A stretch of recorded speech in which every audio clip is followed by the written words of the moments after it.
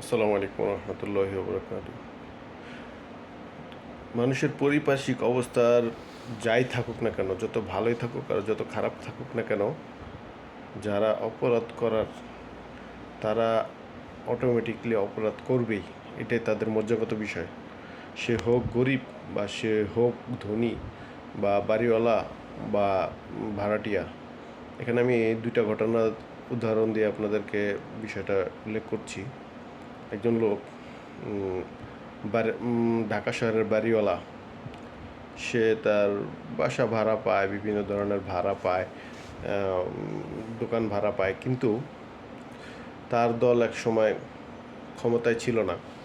তো সে বিভিন্ন মানুষের সাথে ঝগড়াঝাটি করতো, কারণ অকারণেই শুধু মানে গ্যাঞ্জাম করতে চাইতো।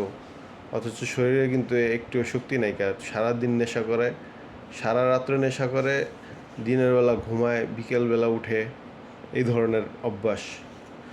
আর আজাইরা মানুষদের যদি নিরীহ মানুষ দেখে, তাদের সাথে শুধু শুধুই ঝগড়া লাগাতে চায়।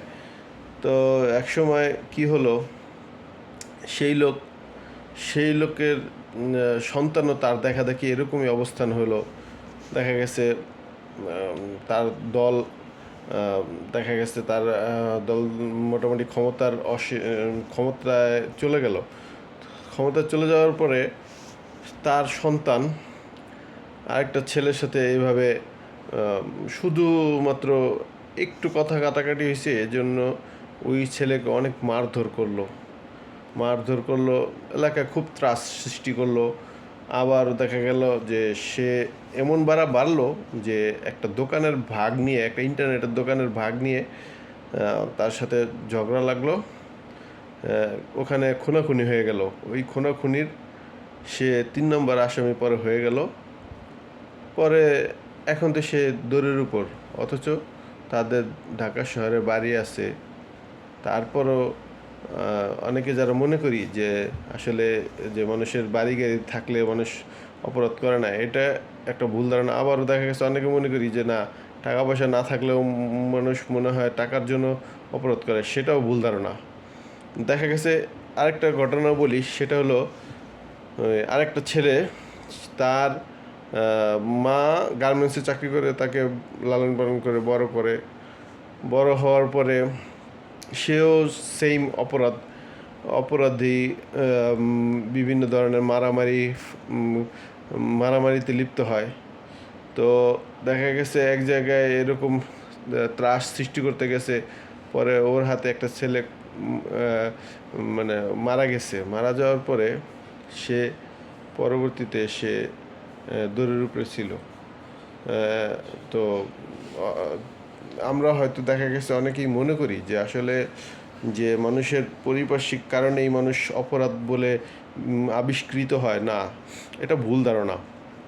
মানুষ অপরাধ যারা করবে তারা অপরাধগত মজ্জাগত অবস্থান নিয়ে তারা বড় হয়।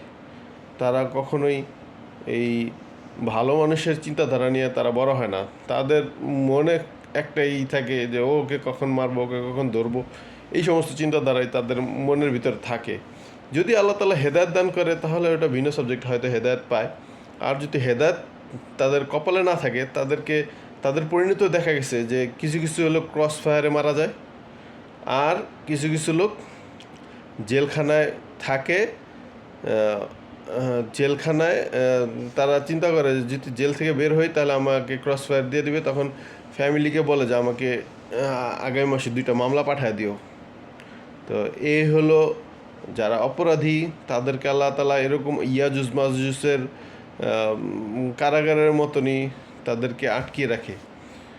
অতএব এই সমস্ত অপরাধ থেকে আল্লাহ তাআলা আমাদেরকে হেফাজত, নিরাপত্তা দান করেন।